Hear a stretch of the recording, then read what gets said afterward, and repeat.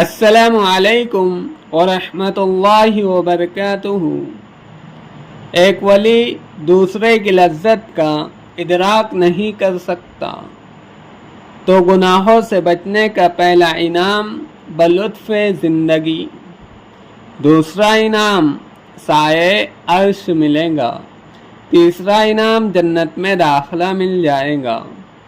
اور یاد رکھو، جو لوگ گناہوں بھری زندگی گزارتے ہیں پھر توبہ کر کر تقوی اختیار کر لیتے ہیں، وہ بھی اہل تقوی میں سے ہے، بشرط یہ کہ توبہ ندامت قلب سے ہو، کیونکہ حضور صلی اللہ علیہ وسلم کا ارشاد مبارک ہے، توبہ دل کی ندامت کا نام ہے۔